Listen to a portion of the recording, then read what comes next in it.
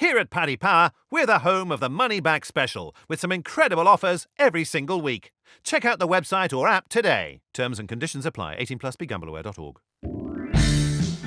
Hi there, thanks for joining us for the Racing Post Weekend Postcast. I'm Bruce Millington and I'm delighted to be joined by Racing Post Shrewdies, Paul Keeley and Graham Rodway to head to a fantastic weekend of racing. We've also got over in Ireland, Paddy Power, another of their young guns who looks like they should be on the X Factor or something, but is actually a racing trader, the super shrewd James Ryan. What have we got coming up? It's a great weekend. A horse running tomorrow who could even be as good as, dare we say it, Frankel. Pinatubo. Really looking forward to see how he gets on in the Dewhurst. We've got the fiendishly difficult Cesarewitch, loads of other great racing, some good stuff in Ireland and Britain on Sunday, and we can find out who wins the year's free Racing Post Ultimate Members Club access in our competition last week, for which we had a fantastic response. We will tell you who's won that. First of all, though, I want to just quickly look back on the Arc. I think we've all got over Enable getting beat, but it was a bitter blow for some of us. Not so much for you, Kills, because you backed Val, guys. But what did you make of it? Did the winner win fair and square? There was a theory I heard, and it kind of seemed fairly plausible that maybe the strip of ground that Enable raced on on the rail didn't help. Or what did you make of it? I don't know. I mean, look, it looked like a fair run race to me. I mean, maybe Frankie went too soon. But they make these split second decisions, and at the end of the day, the best horse won. I mean, the ground was pretty soft. It was tacky. He stayed the trip really well, Woolgeist. He's got tremendous form in France, as we know. I mean, I think he's only lost twice in the last 2 years there. I think he was a worthy winner on the day. Enable's been brilliant, obviously. I mean, to go so close to winning 3 Arcs is incredible. She does not have that one superstar performance to her name on ratings that says she was a superstar. I thought she was going to win. I backed Woolgeist without Enable. You were moaning about that, weren't you? Nice big price winner. I was moaning. I was moaning. Funny enough, I was drunk at Ascot and a mate of mine asked me to put 200 quid on without, and I deposited the money, and then obviously I went for another drink and forgot all about it. And I had to tell him that both the price and the money had gone by the morning. How did that go? Not very well. So he decided not to bother backing it. So. Oh no. Oh yeah, rather. Moral of that story: never ask Kills to have a bet, because his memory is, honestly, it's even worse than mine. Yeah, it's probably nothing to do with the alcohol, to be honest. I mean, if you ask me to do something, if I don't do it in 5 minutes, it's gone. I know. G-Rod, what did you make of it? Yeah, I thought she was outstayed on the ground, really. I thought it was pretty simple. I don't really think there was a lot more Frankie could do. If he'd held her up miles off the pace and everything had gone wrong, everyone would have slated him, wouldn't they? They'd have said, oh, he's got that ride wrong. She's always ridden prominently. She's always able to hold a good place. He had her in, fourth or fifth. After about 4 or 5 furlongs, I thought she's in position A1 here. If she's good enough, she'll go and win. He gave her every chance to go and win. She kicked on, but she was just outstayed in the last few strides by Wildgeist, and it was a good performance by the winner. But, it was a shame to see her beaten, wasn't it? We all would have loved to have seen the history, but... well, maybe we'll have to wait longer, won't we? How much we will. It was boiling up to be one of the great occasions. I was there, and it was just fantastic. The atmosphere all day was really good, and when she kicked on, the whole place was going absolutely bananas. And apart from Annie Power at Cheltenham, I can't think of a time where the atmosphere has just been switched off, as if by the flick of a switch. It was very sad. But I'm sure the bookmakers were loving it, James, weren't they? Yeah, no, it wasn't too bad. She wouldn't have been our worst result in the book, but it was... obviously, Wildgeist was a pretty good winner for us down the bottom of the book, so it was we weren't complaining from a financial point of view, but obviously it was still would have been great for the game, and if she had done it, and obviously long run probably would have been better for us and more people involved in the game if she did win. So it was still a very disappointing day, I think, all told. Excellent. Okay, well, before we look ahead to the 7 races on ITV, Kills, can you just give us a quick overview of the weather this weekend? Because it's one of those weekends where we're not quite sure what the ground's going to be, and it's going to be fairly important for people's calculations. So you're a man who's known to get stuck into, as well as the form book, the weather apps. What are they telling you? Yeah, I look all the time. It was funny, earlier in the week it was all set to dry out, wasn't it? I mean, it had dried out from soft to good to soft at both Newmarket and York. It's already gone soft at York. But York's going to be quite dry, though, by looking at it. York's going to be quite dry, but it's gone soft today because it's been raining all morning. But it's tomorrow in the south. It looks like it's going to be raining for pretty much all day. So I'd imagine, especially by the time of the Dewhurst and the Cez, it is going to be proper soft ground at the very best. Okay, so bear that in mind. And obviously racingpost.com has all the up-to-date ground and weather conditions. Let's get stuck into our first race then. We've got 4 on ITV at Newmarket, starting with the 220. It's the Godolphin Flying Start Zetland Stakes, the best race for those stamina-laden 2-year-olds, over 10 furlongs. And James, how do Paddy Power bet on this? Yep, Vulcan Star is our 5-2 favourite, followed by Miss Yoda 11-4, Mythical 4-1, Tritonic 6-1, Max Vega 8-1, and 16-1 bar.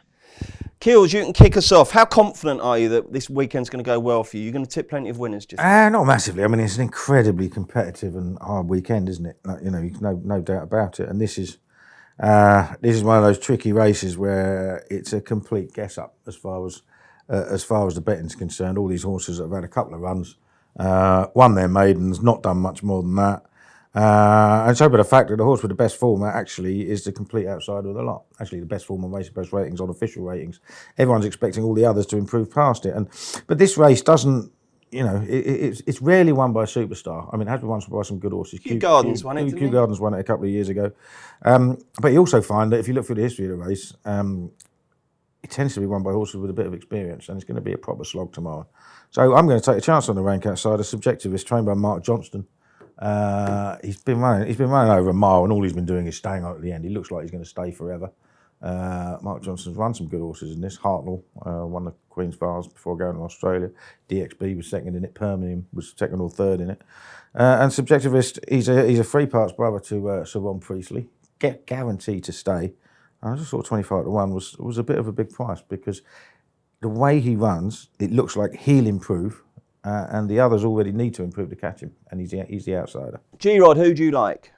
It's funny, because I when I looked at the race, I sort of looked at it in exactly the same way that Kills did here, and I thought, well, yeah, this Subjectivist looks like it's going to be a real tough nut to crack. It's got the best form in the race, 2 best pieces of form on Racing Post ratings, and definitely will improve for the step up in trip. But then I went back and I looked at the race, and maybe I sort of convinced myself out of it, or talked myself out of it a bit. But the last 2 runnings have gone to pretty, I know not superstars of Aidan O'Brien's, but pretty decent horses.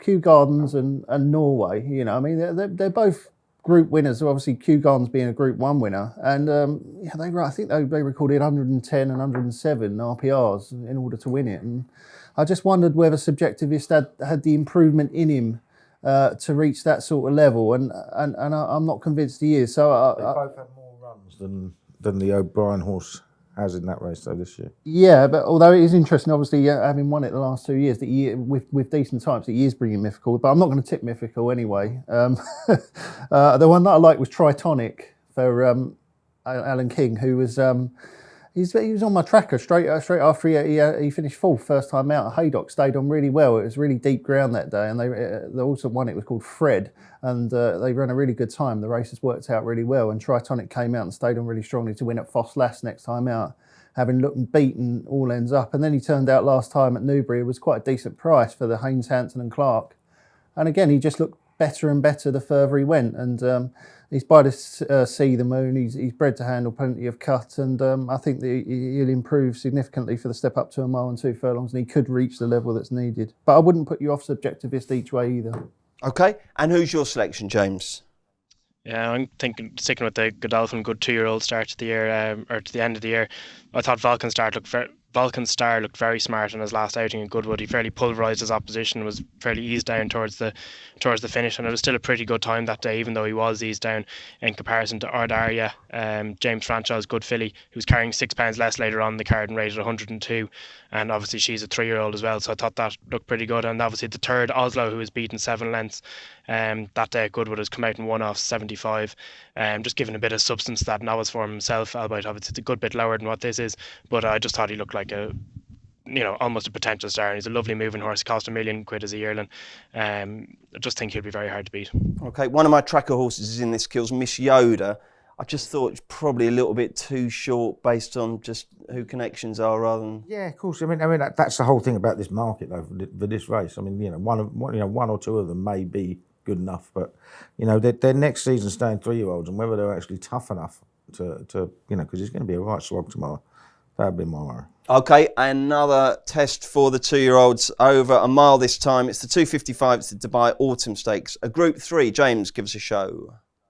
Molatam is our 13-8 favourite, followed by Al Sahel 3-1, Persia 9-2, Military March 6-1, Cherokee Trail 13-2 and 14-1 bar. G-Rod, lead on. I thought it was between the two favourites, Molatham and Al Sahel, and I just thought last time at Doncaster when Molatham beat that Wichita, which is obviously the second favourite for the Duos, come out and won quite nicely since. I just felt that Molatham really, it was speed that won in the race that day. He sort of showed a good turn of foot, quickened up quite nicely, and then Wichita was coming back at him towards the line, and that was over 7. And now we're going up to a mile at Newmarket on testing ground, and I just thought that Molatham looked like the sort of horse who wanted to test the speed, not to test the stamina. As a consequence, I'm going to back Al Sahel instead. This one was third behind Positive and Kamako. Last time, the form was fairly solid. Kamako ran well next time out in group company. Was narrowly beaten the first 2 World Clear. I can't believe that bloody Royal Dornoch won that race. I tipped that horse the previous time it ran when it finished complete last at Champagne. It was such a frustrating result. But Al Sahel steps up to a mile and definitely bred to want to step up to a mile. I mean, Bajibawi out of Scirocco Star. Scirocco Star stayed quarter mile and a half. And the one thing that Scirocco Star did love was plenty of cutting the ground. So I think that Al Sahel will be really relish conditions, and I think it'll improve the step up in trip. James, do you agree with G-Rod? No, I'm going to go for Molatam. I don't think the ground will be too much of an issue to him. He's by Night Thunder out of a pivotal mare, and he's a fair old knee action on him when he does kind of get going. I like the way he settles in his races, so I think he can be able to kind of conserve energy there over the mile. I don't think there's a heap of pace in this race either, so I don't think they're going to go overly quick, and hopefully it'll turn into nearly a 7 furlong race if they do crawl. And I think he does have a bit of speed then to be able to pick up off that. But I think the ground could actually end up being a positive for him, even though he's only run on good firm ground so far this year. But I think Molatam, I think it's between the front 2 in the market, but I think Molatam will win it. And Keels. Yeah, I mean, look, lack of soft ground form always puts me off short price horses when they're running on it for the first time. Whether he's got an action or not, he might like it, but he obviously does handle fast ground really well, Molatham. So I'd be taking it on, and I'd be taking a chance. I mean, just because I think it's going to be horrible conditions there, and I don't want to bet short. So one that interests me, William Haggis's Johan. It was 4th on debut behind Military, Military March, who's in the field as well, but has then come out. I mean, okay, it's won a couple of Mickey Mouse races, but won very easily both times. Last time at Musselburgh on good to soft, seemed to handle it fine, and just brought along slowly, and now pitched into a Group 3 and at a double figure price. So I thought I'd take a chance. Okay, the most prestigious 2-year-old race of the season is up next. It's the 3:30, the Darley Dewhurst Stakes over 7 furlongs, and Pinatubo, the most exciting 2-year-old since Frankel heads the market. Is he backable? James? He's our 1-3 favourite, followed by Wichita at 4-1, Positive 10-1, Arizona 14s, Mystery Power 20s, Monarch of Egypt 25s, and 50-1 the rest. Now then, lads, before we analyse this from a betting perspective, I just want a quick line from each of you about how good you think Pinatubo is going to end up. If the 4 of us are lucky enough to still be here in 12 months' time, what will Pinatubo have achieved by then? James, you go first. Like at the moment, there's nothing to say that he won't kind of go on. I know people have talked about his size and that maybe he won't train on, but like he's out of a Dalakani mare. They tend to get better over time. He's just shown so much speed. He's absolutely pulverised everything that's been in his way so far. I think it'll be very hard not to say in 12 months' time that he won't be champion miler next year. I don't think he'll stay further than a mile. I can't see them running him over further than that next year anyway, but I think it'll be very hard to beat for the remainder of his career, provided he continues that progression. Keels, do you see it that way as well? Could he get He's further? going to be. I don't know whether he'll get further. Again, they might want to try him. They certainly won't go a mile and a half. He certainly won't be running in the Derby if he wins the Guineas. You couldn't see that. But there's some hope that he might get a little bit further. But whether they'll need to, whether they'll want to. I remember Frankel didn't go beyond the mile as a 3-year-old. They waited another year. Does he excite you, Kills? He does excite me, yeah. I mean, he has to. I mean, it is quite funny. You know, it's like in the Twitter sphere. As soon as the BHA rated him higher than Frankel as a 2-year-old, loads of people moaning, how could this possibly be? But look at it, the comparisons are more than valid. I mean, like Frankel, he has absolutely thrashed everything he's beaten as a 2-year-old. Like Frankel, every race has worked out ridiculously well. He won the Vintage Stakes by 5 lengths. Second and the third won Group 3 races next time's out. The 5th bolted up in the listed race next time out. He won the National Stakes by 9 lengths. And that was amazing, that performance, because 2 out, he cannot win that by 9 lengths. He just absolutely and he went. And the clear. third was beaten a length in the Prix Jean-Luc Lagardère at Longchamp on Sunday. So the form is just working out exceptionally well, and he's as good as he looks. And right now, his form probably is a pound or two better than Frankel was as a 2-year-old. Now, the only thing is he needs absolutely fierce improvement to go on to be as good as Frankel was. That's the point we need to make, because Frankel was an absolute exceptional horse at 3 and 4, and probably a good £15 better than Pinatubo is now. So he's got to do that again. That, you have to say, is doubtful. Only one horse has ever been that good. You know what I mean? So, but the point is, if he stays as he is, he's probably still got enough in hand to win the Guineas if all goes well. And G-Rod, would you echo what the lads say there? Can you see any reason why next year should be a disappointment? No, I mean, from us building it up too much in our heads, which we tend to do, don't we?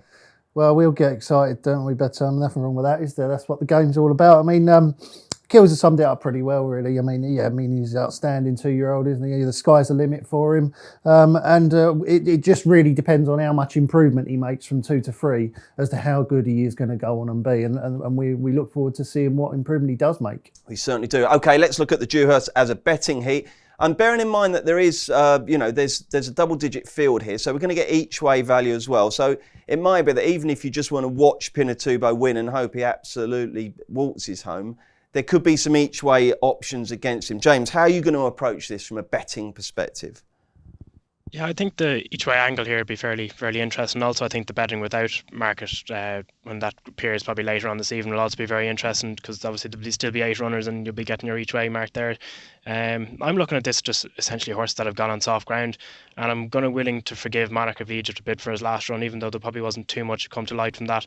But he's run on soft ground before and run well on it when second to Siskin at the Curragh, and at 25 to 1 on the each-way market. You're getting 5 to 1 your place there. I think that's as good a bet as you're probably going to find in this race, in my angle anyway. Okay, Kills, I love positive each way or without. I think he's too big. What do you reckon? I'd say without, maybe, yeah. I mean, but Witches put up a really good performance at Newmarket last time, and I thought that, I think he's definitely the right second favourite.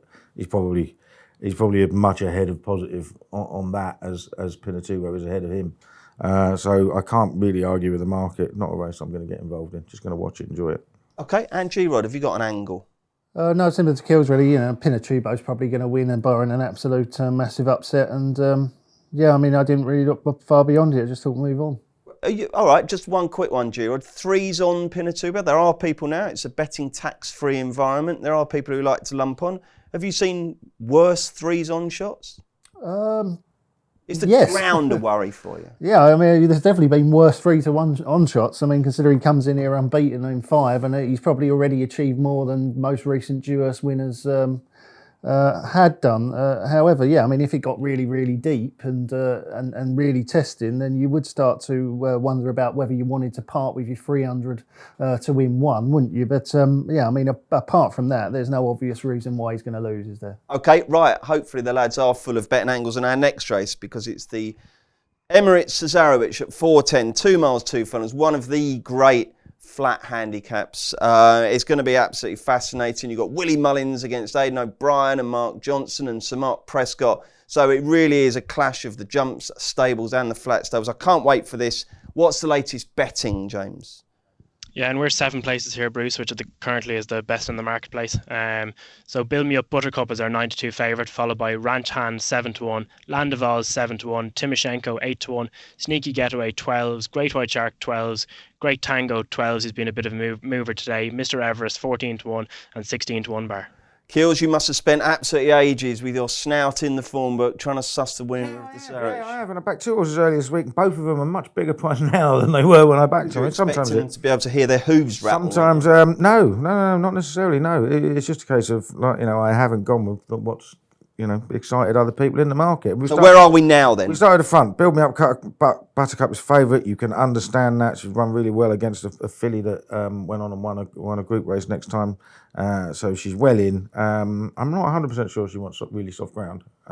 She's obviously handled it in bumpers and that, but I'm not 100% sure she'd want it. I don't want to back any 3-year-old because I just think it's going to be a brutal race and they're just not going to be mature enough. And so I'll be kicking out Land of Oz and Ranch Hand, although Ranch Hand definitely handles soft ground. Good winner of a good race at Haydock. And the other somewhat impressive thing, Timoshenko, I mean, he's got loads of ones next to his name, has never run on soft ground. So, I think you have to look a bit further out. I was half interested in Willie Mullins' second string Great White Shark, but I came down on 2 at much bigger prices. First of all, Cypress Creek, Aidan O'Brien. Now, O'Brien had a load of 3-year-olds entered in the race, but he's decided just to go with Cypress Creek, so Ryan Moore's on it, which is no bad thing. When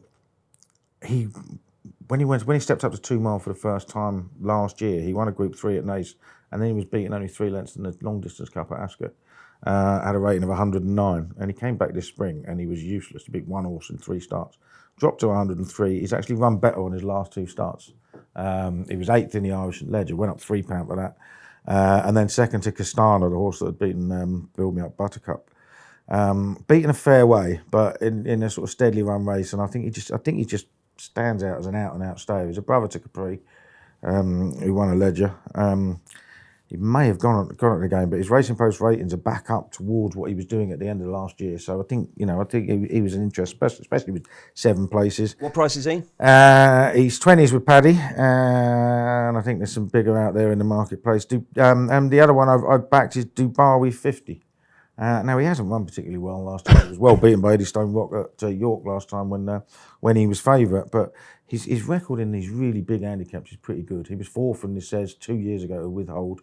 He was 4th in the Chester Cup last year. He was 2nd in the Ascot Stakes last year, and he was beaten only ahead in the Northumberland Plate in June this year.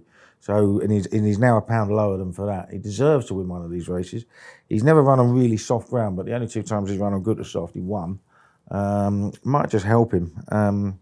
He got a visor for the first time, which suggests the trainer thinks he's keeping a bit for himself, maybe. But I'll take a chance. He's a big price as well. Excellent. Withhold, one of the all-time great postcast moments. G-Rod, who's your Cesarewitch fancy? I was all over Land of Oz at the start of the week. When I saw that Sir Mark had declared him, I thought it was kind of a tip in itself, really, because I was at Glorious Goodwood when Timoshenko won the race where they run up the wrong way and go around the houses. And straight after the race, Sir Mark Prescott was like, right, we're not running Timoshenko again. We're just going to go straight for the Cesarewitch now, which made me think, well, this is Prescott. There ain't many better judges of horse than him. And, if he thinks that this is his Cesarewitch horse from this stage, then that's good enough for me. And then on come Monday, he's declaring Land of Oz. And then not only is he declaring Land of Oz, he's trying to convince his owners, who's got another one in the race at the top of the race, to not run that one so that he could actually get Land of Oz into the race, which this was like, well, if he really fancied Timoshenko and now he's desperate to get Land of Oz in, he must think that this horse is absolutely thrown in. And obviously gets a huge £10 weight for age allowance. Obviously, I take the point that Kills is making. It could get really, really testing, in which case the 3-year-olds might be at a disadvantage against the old horses, but they are getting a huge weight for age allowance there, £10.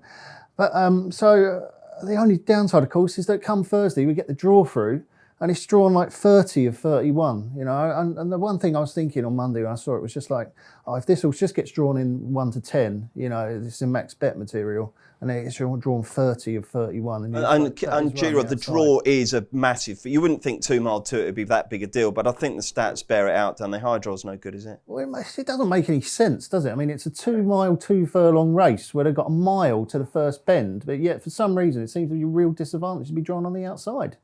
Yeah, I mean, didn't Frankie come all the way down the outside and Never Can Tell a couple of years ago, though? I mean, it's not, it's not insurmountable. No, I mean, and I'm not one of those who lives. And we don't know where the best ground's going to be now anyway, because it's going to be oval ground, not quite comparable to what we usually see at this time of year. Yeah, I'm not one of those who lives and dies by the ground anyway. By the ground or the draw, to be honest. I generally think that ability trumps most of those factors, and I think Land of Oz has got plenty of ability.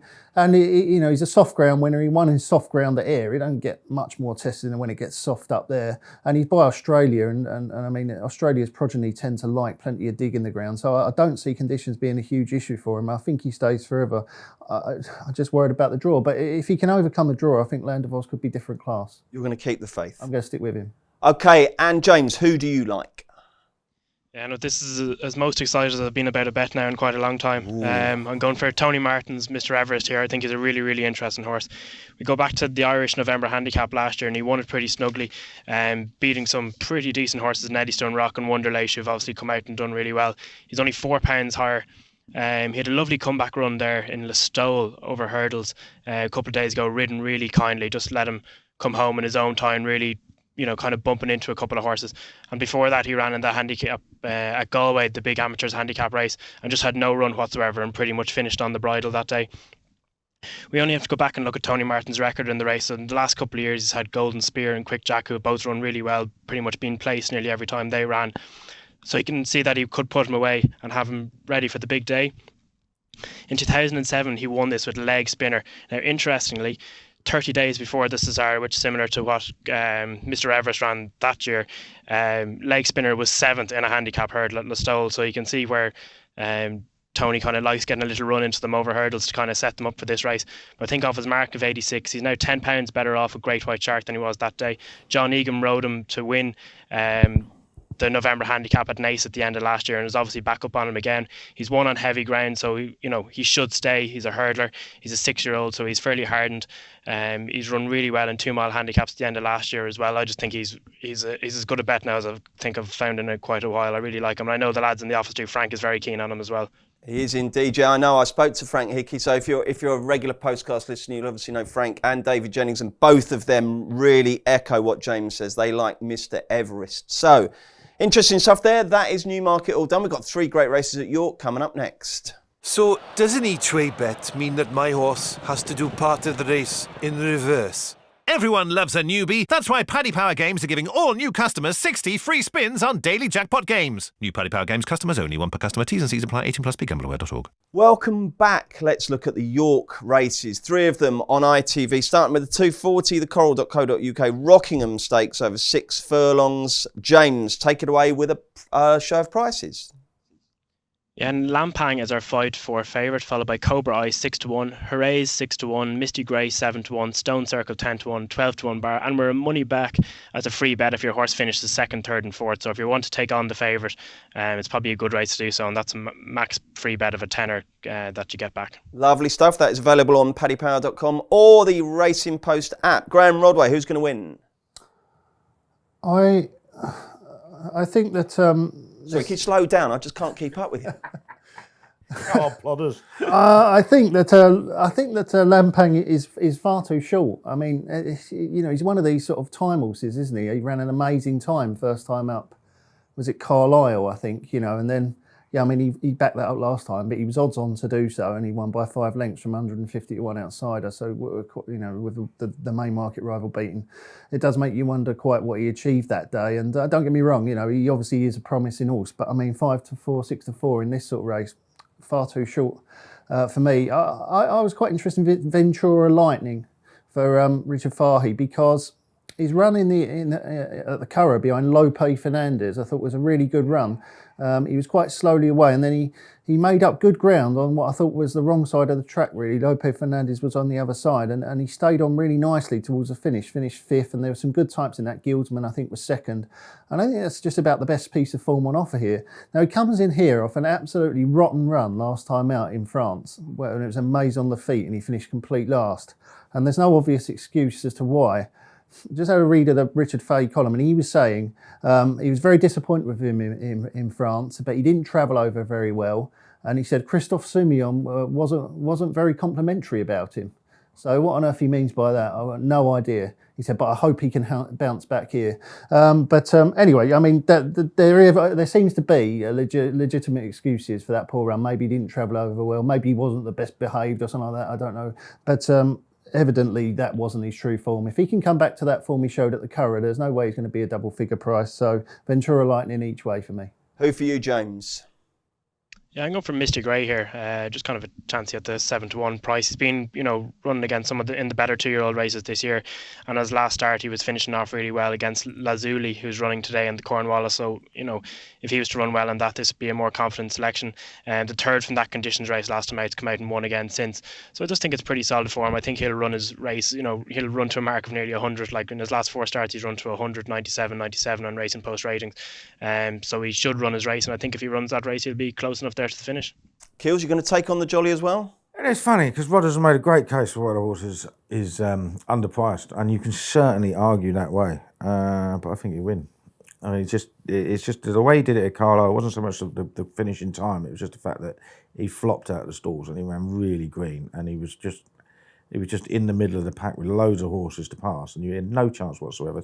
Hit 100 in Betfair, and he suddenly just came through and won, almost like Pinatubo, went straight through him and won, and then went away. I mean, okay, he didn't have to do much at Whippen last time, but it was good at soft ground, so he handled a bit of cut, and he won very easily. Afterwards, Tim Easterby said, "This is as good a horse as we've trained in a long while," and they obviously think the world of it, and I'm prepared to row in with him. I think he'll win. Okay, the 3.10 at York is the Smart Money's on Coral handicap. It's over 1 mile, 2.5 for 3-year-olds and upwards. James, how do Paddy Power bet on this? Harrovian is our 5-2 favourite, followed by Johnny Dram at 7-2, Dark Vision 9-2, Culloch Forest 6-1, 7-1 bar. And it's your go to go first, James. Don't have an overly strong opinion this race. If I was to side at one, it would probably be Dark Vision. He's probably got one of these handicaps in him, but he ran another blinder again last time out in the Cambridgeshire and just is really solid.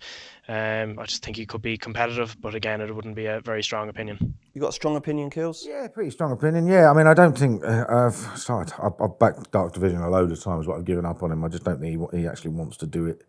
And I'm a bit concerned about Harrovian. I know he won easily last time at Yarmouth. He's only had half a dozen starts. He's been tried in blinkers, cheek pieces, and a visor. He got it done at Yarmouth last time, but he's up £4, better race, soft. It's ground that he's never come close to encountering before, and he's favourite, and I think he'll chuck it in as well. The one I like is Johnny Drama, who when he was trained in Ireland, Connection said he definitely wanted soft ground. It was surprising that he ran so well at York 2 starts ago, when second to Forester Dean, was it? I think, and really good run. He really seemed to be enjoying himself around there. Next time he ran on fast ground, I think it's one of those cases where if a horse doesn't want fast ground, it handles it once and then resents it the next time. Didn't run any sort of race. I'd forgive him that. He's back at York, which he clearly liked, and he does like soft ground, and I think he'll win. Which HBO series is Johnny Drama a character from? Absolutely no idea. G-Rod? I've not seen it. No? It's not called Johnny Drama. Oh. That's the answer I'm trying to get. No. Do you know, James? Entourage. Never heard of it. That's really good. Is it? Yeah, Johnny Drama's a brilliant character. Was it on Netflix? Yes, I think it is actually. Yeah, I think it is. Yeah, it's very good indeed. And G-Rod, who do you think is going to win the 3.15 at York? I would absolutely love to be a fly on the wall at Kills' place if this Dark Vision wins, because he's been punting this all year. And it's the one that When you say Keels' place, you mean Ganley's, don't you? I might be the Conrads tomorrow. All right, okay. He's been punting this all year, and I could just see it coming up and winning tomorrow. And You've officially given up on him now, haven't you? Yeah. So you don't care if he wins? I'll care. You will? You'll yeah. still swear? Yeah, of course I will. Yeah, oh God, yeah. Okay. he's well Heard me when handicapped. Kimber won on Saturday, especially as I backed the runner up each way at 28. Go on. We go through Kills' hard luck stories while we're here. He's really well handicapped on his best form, and I thought it was a really good run last time out in the Cambridgeshire, finished 6th. Obviously the ground it is a bit of an unknown, but Mark Johnston is kind of my school of thinking on the ground. He doesn't think it's the be all and end all. He tends to sort of run them on anything, and he has got form on good to soft ground, so there is a bit of form with a little bit of cut in the ground, and I'm happy to take a chance on him going through it well enough to win. Okay. And will you text Keels afterwards if that is the case? You bet I will, about 10 texts. Right then, 3.50 at York. This is a tester. It's a Coral Sprint Trophy over 6 furlongs, loads of runners, wide open. I hope the boys have been studying hard before they give us their selections. James, what's the latest betting? Yeah, and we're 6 places as well here, Bruce. And Ablam is our 6-1 favourite, followed by Danzino 8-1, Hey Jonesy 8-1, Summergan 9-1, Gulliver 12s, Bernardo O'Reilly 12s, and 14-1 bar. with 6 places, I'm perfectly prepared to back Summergand each way. Who are you going to back, Kills? Summergand's another one of mine that I like, and I probably will back him. He's a teak tough horse who just tries his heart out every time, and he deserves to win one. But I'm gonna go in again with Hey Jonesy, but not with Paddy Power, because they obviously agree with me, because he's half the price for them than he is with anybody else. But Hey Jonesy, I backed him for the Air Gold Cup last night. He's well supported, and he went off 10-1 in a much better race than this, and just didn't go right for him. He lost a front shoe. And he didn't take to a first-time visor. But he goes back to York off a £2 low mark. He's never run a bad race at York. He won his maiden there. He was third in the big sales race there as a 2-year-old. He was second in listed company, beating only a neck last year. And he was fifth in the Duke of York, which is a Group 2 sprint won by Invincible Army. So he's got really good form there. He's down at a mark of 101. And I think if he's going to come back, it'll be at this track. G-Rod, who's your selection? Really fancy one in this. I think there's a superb bet in it. Intisab. A real old favourite. What's funny about that? You know how many cliff horses I've got, don't you? Got to carry on. Another one of them, yeah. Yeah, I mean, if you go back to watch the Air Gold Cup 2 runs ago, you'll see also in cheek pieces that absolutely flies cutting through the field inside the final furlong, and it was Intisab. I know he only finished in midfield in the end, but you won't see Seals finish much better than he did that day. And it was a similar story last time at Wolverhampton, where he was powering home towards the finish, and he just shapes like a horse who's coming right back to his best form. He won this race in 2016, and he's now £6 lower than for his last victory at the Curragh last year, and I think that with plenty of cut in the ground. I know that most of his form's on good ground, but the way he finishes, he's a very strong stayer at the trip. But I think that it might slow them down on this speed track and bring him into play late on. I really fancy Intisab each way. Excellent. What price is Intisab, James? Intisab is 20-1. 20-1. 6 places, G-Rod. Lovely, yeah. Getting stuck in, are you? Yeah, I've bit that. Who are you going to back, James? Very similar points to Keels. Going for Hey Jonesy here. Obviously, we're a little bit under what the rest of the market is at the moment. I think he's been crying out for soft ground for over a year now, and he has some. You know, he had some decent enough runs during the summer to suggest that he's still in good form and willing to forgive the Air Gold Cup run last time. But yeah, I just think he could run well here at the track at York. Excellent. We're all done with the TV action. Let's see what else the boys fancy, as well as the Newmarket and York undercards. They're racing at Chepstow. It's that great meeting that gets Jumps fans all excited. They're also over the sticks at Hexham. What else have we got? We've got Wolverhampton, and in Ireland we've got Fairyhouse, and we've got Limerick. So how many are in your roundup, Kills? Yeah, got a few. And then rattle through. We'll go through, right, 5:20 at Newmarket, giving another chance to Chilean, who was only midfield in the Hunt Cup when we last saw him, but he's won listed race on soft and a group race on every ground, and he'll really like it. And Martin Mead has a good record with the first time blinkers, I seem to remember. Did advertise running first time blinkers. Can't remember whether it was that or Advisor or whatever, but yeah, that's good. But he won. But anyway, so I think he's worth a shot. He should be an outsider because it's a Group 3 race.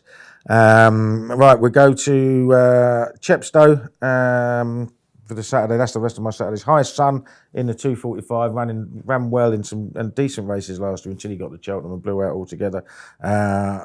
His best form was probably at this track when he won really nicely. So give him a chance. 320 Cloth Cap. Serious contender for the Welsh National in future. I think was third to taking risks in the Scottish National and only his 4th chase start. One of these typical, John Joe O'Neill, start them off in big races really early in their chase career and do really well. And I think he's definitely one to keep on side. 430 Coo Lanley, trained by Fergal O'Brien in the Silver Trophy. He's just gone really well fresh in the past, and I don't think he's badly handicapped. He won first time out at this meeting in a bumper. He was favourite for the Persian War last year, fell early, then won a Grade 2 next time out. So the freshness is quite interesting. He was 5th in the Martin Pipe, £4 lower. In the 505, Charbel won the race last year. He's £3 higher, 157. Takes some doing winning a handicap of 157. He's still got it, Charbel? He might have. He's come back, had a wind up. Comes back after a wind up, so he might have. If he hasn't, I shall have a little save on Valdez, 12 years old. But actually started running well again last year, and he looked like he was going to develop into a champion chase contender a few years ago when it looked like he was going to absolutely hack up in a good handicap chase at this track on soft ground early in the season, and fell second last or the last or whatever. So I'll take those two, and that's my Saturday roundup. All excited to have Chepstow? Oh yeah, love it. Yeah. I mean, and it's really competitive because they've had the rain. I mean, sometimes the ground can be pretty quick, can't it, this time of year? But it's going to be virtually soft already. G-Rod, who's in your roundup? All at Chepstow and all different ones to kills, and some of them are some of his old favourites. Some of them are some of his old favourites as well. So again, you want to be a fly in the wall if they win. The 245, I thought Louis Vac Pouch would run well for Henry Oliver. This one caught my eye. I think it was at the course at this meeting 2 years ago. Well, I think it was 2 years ago or last year. I can't remember, but it was one of those. Stayed on really nicely over slightly further than this to finish sixth, and went on to win next time at Aintree, I think. So I likes this track, and dropping back down in trip, having been chasing, that doesn't worry me here, because I think that he takes quite a grip, Louis Vac Pouch, and I expect they'll have him held up off a better pace over 2 miles. Soft ground should bring his stamina into play, and he's nicely handicapped back over hurdles. The 320 at Chepstow, Colin Tizard will have had a few lined up for this meeting, and I'm convinced that Drinks Interval might be one of them. Was actually successful, I think, at the same fixture last year. Probably her best performance of the season came there. And you might remember her running quite an interesting race in the RSA Chase when she completely missed the break and then was rushed up on the outside and went a ridiculous pace and ended up setting it up for the likes of Top of the Game and Santini and the likes. Obviously, she's not in that sort of grade, but back into handicap company here. I think Jim Drinks Interval's got more to offer. The 430, Kills will love me tipping this one because he loves this horse. Man of Plenty for Sophie Leach. Don't even remember it. She's never heard of it. Oh, are you on about it? No, go on. Man of Plenty, yeah. No, this was one of my low lights of the season when I backed this horse quite heavily each way, a massive price at the Punchestown Festival, and put it on my tipping column and everything, and it ended up finishing really well to take third, only to be disqualified, weighed in light. Oh. You know, and I mean, how many times in your punting career do you get a winner where it gets thrown out for the rider weighing in light? I mean, that is an absolute 1,000 to 1 shot. But it happened to me there at Punchestown. But I mean, that was a really good run from Man of Plenty. He's got some solid form at Chepstow. He likes plenty of cutting the ground. I think Man of Plenty could run well. It's a massive price, around 40 or 50 to 1 at the moment. And then 505, another old favourite of ours, Do It For The Village. Loves soft ground, and they're due plenty of rain at Chepstow. I think it will be on the soft side there. And he's just well handicapped, and again, was one of his best performances came at the course last season. I think it was at the Welsh National meeting when he was impressive in winning a 2.5 mile handicap there. And it's the same course and distance. So I think on soft ground, Do It For The Village has got a massive chance of 505 Chepstow. Your eyes have lit up talking about that Chepstow meeting, G-Rod. Love it. Love the jumps, yeah. Pleased to have them back. Okay, James, what have you got for us? Yeah, and just in that 4:30 there, where the lads put up Killarney and Man of Plenty, we're also 5 places in that race. But I've gone to look at stateside, so if you're in the pub or wherever you are, 10 o'clock, we have some good racing. There's the EP Taylor Stakes, where there's a bit of European contingent gone over. Joseph Bryan's brought over Red Tea, and Simon Christer's brought over Imperial Charm. I'd look for the American there, Holly Helena, each way, back on a firm track. I think she'll run well. Desert Encounter is running in the Canadian International. Of course, he won that race last year. Pivion for the Balding team is also over there. However, the French horse Zayad is a very solid Group 1 performer who won a Group 2 last time out, beating Nagano Gold, and was only a neck behind Coronet in the Grand Prix de Saint Cloud. I think he'll be very hard to beat. And then the proper bet for the night is the 10:30 in Keeneland, the Queen Elizabeth II Stakes. Magnetic Charm of the Haggis team has gone over, but the French 1,000 guineas winner, Castle Lady, who went off 6-1 the Coronation Stakes, should be very hard to beat. I think they'll go forward with her. There's a Chad Brown filly that's kind of making the market at the moment, but I think she'll be very short. We're 2-1, but there's 9-2 out there with a different firm on Castle Lady, and I think she could go off 6-4 mark. I think she's very good. She'll be very hard to beat. Lovely. Some Saturday night stateside tips. The first two are at Woodbine and the other one at Keeneland. Great stuff. Right, let's get the naps. This will not be beaten. Paul Keeley. Yeah, I think I'm going to go Kulanley in a 4:30 at Chepstow. G-Rod. I fancy Intisar each way in the 350 at York. And James. Yeah, probably no guess here. The 410 Cesarewitch, Mr. Everest. Come on, Mr. Everest. Right then, after the break, we will look at Sunday and we'll also find out who's won a year's free subscription to the Racing Post Ultimate members. Check out Paddy's Rewards Club. Simply place 5 bets of £10 or more across any sport in a week and you'll get a free £10 bet the next week. T&Cs apply. 18+. BeGambleAware.org. Welcome back to the Racing Post Weekend Postcast. Bruce Millington, Paul Keeley, Graham Rodway and Paddy Powers, James Ryan. Before we look ahead to Sunday's best bets, just want to reveal who won the Postcast competition last week. We had a huge response. Many thanks to everyone who entered. The prize is a Members Club Ultimate Annual Subscription. And the winner is Helen Sheridan. Well done, Helen. To claim your prize, you just need to email competitions@racingpost.com and the team will get back to you. Well done, Helen. There'll be another chance to win on the Postcast very soon. Right then, so on Sunday, what have we got? We've got the Curragh, where the big betting race will be the Irish Cesarewitch. We've also got some decent listed action there. In Britain, we've got Newton Abbot and Goodwood. Newton Abbot, weather permitting, because I know they've got an inspection there Saturday morning. And back in Ireland, we've got a big race at Limerick. It's the Munster National, I think, isn't it, James? It is indeed, and we have this priced up as well. So Black Scorpion is our 4-1 favourite. Internal Transfer 5-1. Snugsburgh Benny 11-2. Cabaret Queen 7-1. Move with the Times 7-1. It's 9-1 bar, and we're also 5 places on that race as well. And where is the value, James? I think Cabaret Queen at the moment, though, she's first reserve, but I think if she gets into this race, she's off 9 stone 12. I think she'd have a really good chance. She was fairly shrewdly bought out of the Dan Skelton yard for 13 grand by Jack Cantillon and gone to Willie Mullins. First time out, ran really well, kind of was hacking around the back, kind of got her jumping ready towards the end of the race and really finished up well. But if she got in here down the bottom of the race weights on heavy ground, it's going to be a real slog. I think I'd give her a real good chance. I saw Jack in Paris, didn't mention that, which probably means she has got a great chance. Right then, Kills, what do you like on Sunday? Yeah, looking at that Munster National, I just thought, you've got a Gordon Elliott trained horses on a hat trick, and there's a double figure price, the big lens, bred to 3 mile, so it's won his last 2 over 2.5. Think ought to go well, and it just looks a big price for me. One of about $1 million for JP McManus in the race. But back in Blighty, we've got Goodwood.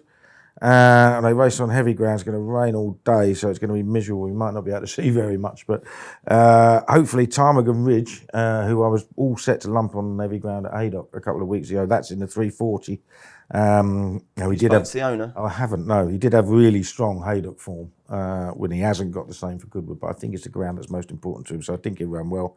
525. Chairman of the board has dropped to a mark where he might be able to win off. He looked like a potential star when he first won.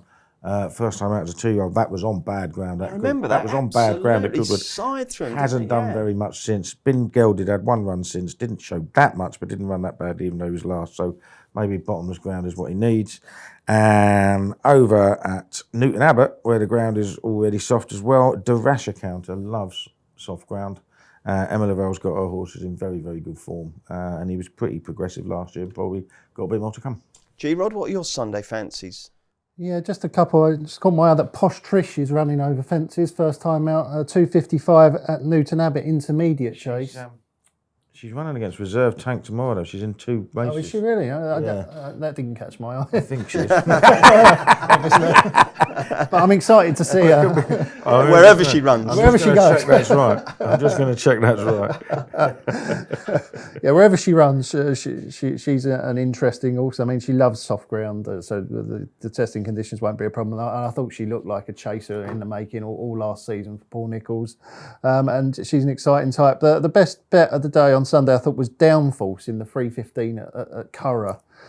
It's a 7-year-old who's been out of form, but last time out, over the course and distance on soft ground, so very similar conditions, really put it up to Speaking Colours, who was a hot favourite that day. And Speaking Colours ran very, very well last week when third behind One Master in the pre-foray, and that was Group 1 company. This is a listed race. So if Downforce can repeat that form back in this lower grade, I think that Downforce has got a massive chance in the 3:15 Curragh. James, anything else you want to mention?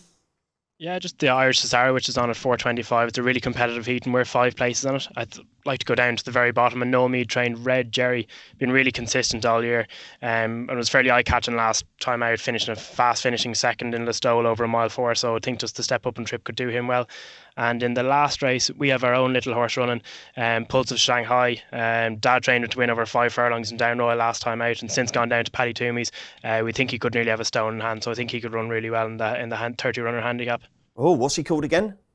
Pulse of Shanghai. Brilliant. Good luck. So that will be your weekend built around that, I guess, James, will it? Or have they got you down working? No, I'll be down there. I wouldn't miss that now on Sunday. Working Saturday? No, going on a second date on Saturday, going to a thing yeah. called escape rooms.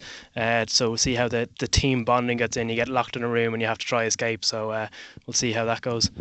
What do you mean? How do you try and escape? Is it like the what's it called, the Crystal Maze or something? Or do you just have to just smash against the wall and try and get your way out?